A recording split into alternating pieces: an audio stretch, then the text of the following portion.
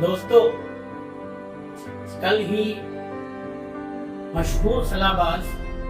Sunita Williams की वापसी खला से हुई है और ये वापसी 10 माह बाद इसी मुनासिबत से एक शेर याद आया।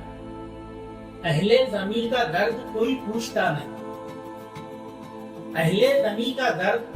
कोई पूछता नहीं, जाने को यूं तो चांद पे पहुंचा किए हैं,